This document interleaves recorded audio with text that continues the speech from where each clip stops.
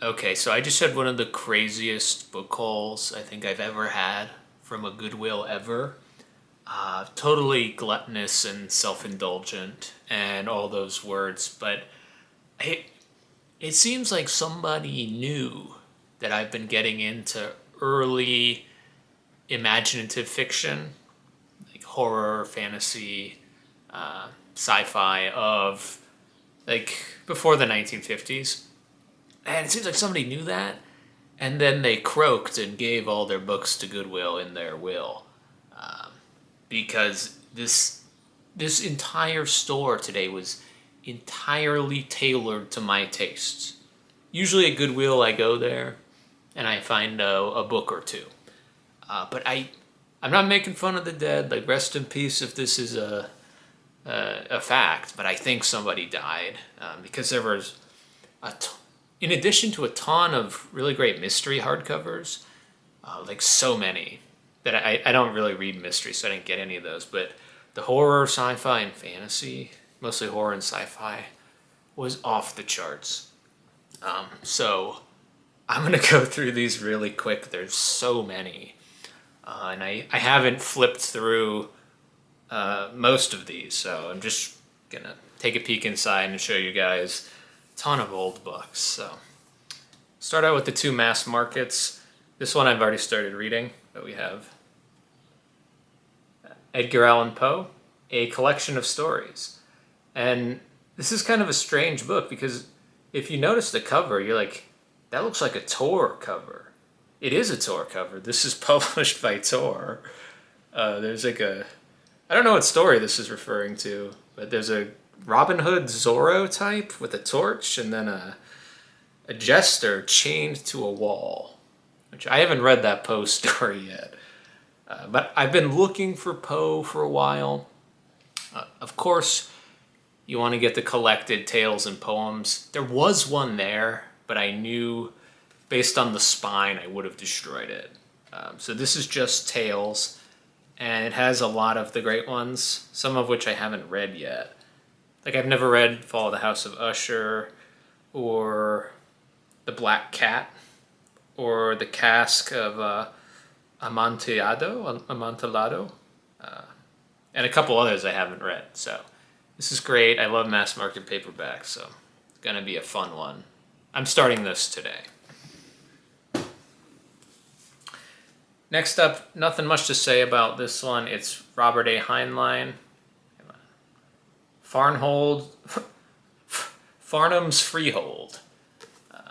I've read from Heinlein just Starship Troopers. I read that like 4 years ago at this point. This one's from '64. Don't know if it's good or what, but I like to collect vintage sci-fi mass markets. All right, next up we're going into regular paperbacks, and I found two Penguin Classics. There were more. I had to not get Penguin Classics because I had so many books. And I also had to put back Isaac Asimov books, which seems like a sin to me, but I was like, this is way too much. I can't just take every Asimov book. You never see Asimov. But here we have Washington Irving, The Legend of Sleepy Hollow, and Other Stories. And this is a pretty thick volume. It's almost 400 pages. But as I read a book recently called Unutterable Horror by S.T. Joshi, where he talks about the history of supernatural fiction. And Joshi calls Washington Irving one of probably the best supernatural precursor to Edgar Allan Poe in America ever. And of course, The Legend of Sleepy Hollow is a very famous one where it's debatable or it's ambiguous if the story is supernatural. But it's a good story. I've read it before. And it's also Rip Van Winkle. I know I've read that one too. But most of these other ones I have not read. So, yeah. Irving was very dedicated to the supernatural compared to a lot of other writers of his age who, even if they dabbled in supernatural tales, they didn't focus on it. And there was, in early America, or early America at this point, there was less of a folklorish history to draw upon, which was where a lot of early horror came from. It's like the Gothics reflect back to the medieval past. That's one of the traits of Gothic literature. In an academic sense, I know lots of people just call Gothic anything that's dark and stormy. But Irving here draws on a lot of, I think, like New York Dutch folklore to set some of his horror and supernatural elements. So really great to find this. I've been looking for Irving for a while, and I would have taken any edition, but a Penguin is awesome. In a similar time period, I'm not sure exactly, but we have E.T.A. Hoffman, Tales of Hoffman. And S.T. Joshi, as I mentioned earlier, calls Hoffman the first German supernatural author of note. Now, Goethe was before Hoffman, but aside from the Faustian contract in Faust, he says that most of Goethe's other writings in the book Faust and elsewhere don't really delve into the supernatural. So Hoffman is kind of like the first guy to focus on it. And I believe Joshi called Hoffman's tales, what did he say? Not barbaric, grotesque. Tales of the grotesque. His intense imagination and preoccupation with the supernatural, placing him at the forefront of both surrealism and the modern horror genre. So, another important horror writer from Germany. I don't know if these tales are going to be like objectively good. Like maybe the quality will be a little lower, but important to have and to read for supernatural horror students. Okay, now we're pretty much just in anthologies. Those were story collections and one novel. This is just like all anthologies now, I think. First, this is probably the second most beat up copy that I got here. We have the Dracula Book of Great Vampire Stories, edited by Leslie Shepard. And no, it does not contain Dracula. Who publishes? Citadel Press. Kind of wish for a cooler cover here, but they do have the kind of iconic vampire blood drippings, droplets of blood. This is a second printing, but it contains Carmilla by J. Sheridan Le Fanu, which I don't think is great. I don't really like Carmilla. But it also has stories from de Maupassant, Mary Elizabeth Braddon, F. Marion Crawford, E.F. Benson, Algernon Blackwood. It has Bram Stoker's Dracula's Guest, which is a short story that I believe was cut from Dracula, and he published it later. And I think that's it. There's a couple more people that I'm not familiar with, so I won't talk about them. But I can't say that I've wanted a vampire anthology, but I have read 3 vampire works at this point in my life, and I would like to read more. The 3 being Dracula, Carmilla, and John William Polidori's The Vampire, which is the first kind of vampire fiction tale, which is The Vampire Lord Ruthven's based on Lord Byron, the poet, which is funny. So, good to have vampire stories. All right, next up, these are, it's not a set of 4, but there was only 4 of them. We have, what is it called? The Annual World's Best Science Fiction, edited by Donald A. Walheim. Here you go. This is 88, 87, 83, and 82. And I know Donald Wollheim just from being a famous science fiction editor. I've never read one of his collections that he's edited, but I think I've seen on Steve Donahue's channel that he's read through some of these. Or he's probably read through all of them, but on the channel he's read through some of these. Or maybe hauled them at the Brattle, but I don't even know what's in these, but I know it has to be good. And these are in good condition book club editions from Daw Books. With some great artwork too. I didn't even comment on that. Look at this. This kind of reminds me of Ender's Game, like bouncing off the walls.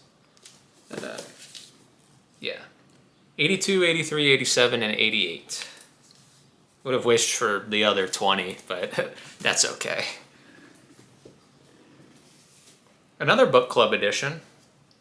I don't know if this is one of this author's more popular works, but I like vintage sci-fi book club editions. So we got A.E. Van Vogt's Quest for the Future with a lizard, a large seaborne lizard with a big tongue, and an astronaut in a jetpack evading the bite or the tongue. It's gonna whip him. Oh, it's front to back too. Maybe it's a big serpent. Big serpent. I don't know what this book's about. Oh, here we go. We got Astounding, the John W. Campbell Memorial Anthology, edited by Harry Harrison, a famous sci-fi author, and with an introduction by Asimov, of course. And there's 13 original stories written especially for this volume. So John W. Campbell is basically one of, if not the spark for the golden age of science fiction. There were pulp sci-fi stories in the early 20th century being written in magazines, but I don't believe there were many. But Campbell kind of cultivated and gathered some of the best minds of science fiction on the East Coast, and he started publishing them in, well, he took over basically the magazine Astounding Sci-Fi, and I don't know when he died. I think 70 or 71 it says, but he's one of the most important figures of science fiction ever. And he started publishing Asimov and Heinlein and other people too. But this book, Obituary, it has original stories. This is one volume of a large set, but we have the Hugo winners, Volume 5, 1980 to 82, 9 prize-winning science fiction stories. And they are by Barry B. Longyear, George R.R. Martin, Gordon Dixon, Clifford Simak, Paul Anderson, Roger Zelazny, and John Varley. And I've actually read one of these. I've read Unicorn Variations by Roger Zelazny, which is a...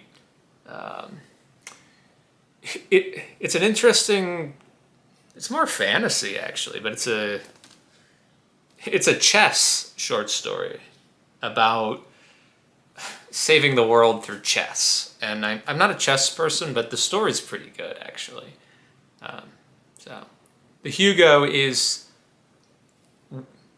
There's many Hugo Awards within the Hugo, but it is a science fiction prize.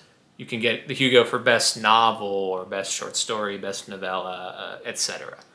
But the Hugo is named after Hugo Gernsback, who is, along with John W. Campbell, one of the biggest names of the behind the scenes of science fiction in the 20th century. So this is volume 5. I'm not like on the hunt for 1 through 4, but I just edited by Asimov. I have to assume there are good stories in here. This is awesome. This is Weird Tales, edited by Marvin Kaye. And we have a Conan Barbarian kind of clone and some sort of mythic, shadowy figure here who it looks like they're going to have a fight or something. But weird. This is from the magazine Weird Tales, which was first issued in 1923, and a ton of great authors, including H.P. Lovecraft, Robert E. Howard, Ray Bradbury, Robert Bloch, Fritz Leiber, who else? Frederick Brown, Fletcher Pratt, William Hope Hodgson, Clark Ashton Smith, Arthur Machen, Richard Matheson, W.C. Morrow. So many of these people either published originally through Weird Tales or had reprints in the magazine. And I'm increasingly getting excited about Weird Tales. This might be my most favorite find from the day. But yeah, really great, and in great condition from Doubleday. I promise we're almost done. Here we have the Mammoth Book of Short Horror Novels, published by Carroll and Graf. These are complete and unabridged novels. The book's only 500 pages and it's single columned, so I would wager these are novellas, and it says short novels. But we have Stephen King's The Monkey, Arthur Conan Doyle's The Parasite, Russell Kirk's There's a Long, Long Trail a Winding, Algernon Blackwood's The Damned, Lucius Shepard. Actually, just pause the video here if you want to read all those. But yeah, short horror novels. Seems like a good anthology.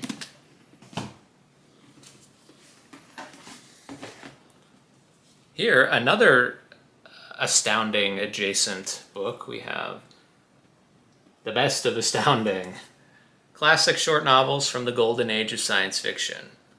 And we have Sucker Bait by Asimov, The Stolen Dormouse by Spradu-Comp, The Fifth Dimension 2 by Murray Leinster, The Shadow Out of Time by H.P. Lovecraft, Bindlestaff by James Blish, and we have Fed R.C. by Paul Anderson. This is edited by James Gunn, not that one, and with an introduction by Paul Anderson. So, yeah, this is from Carroll and Graf as well.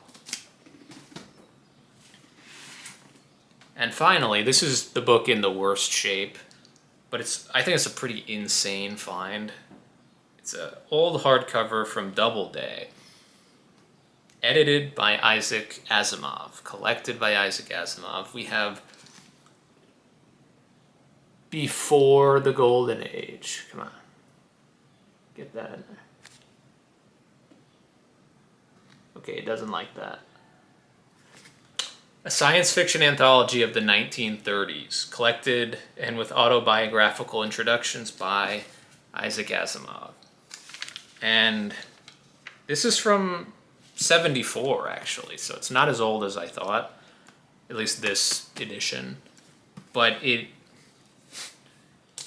collects many, many, many stories of the 1930s in science fiction. And it goes year by year in parts 1 through 9, going like 1930 to looks like it ends in 1938. But we have 900 pages of 1930s sci-fi here. I'm probably not doing Rocket Summer, Michael K. Vaughan's science fiction booktube event, which this would fit under, but his summer booktube event, or his July booktube event. But I couldn't, this was only $3. The whole haul that I just showed you, this is the last book.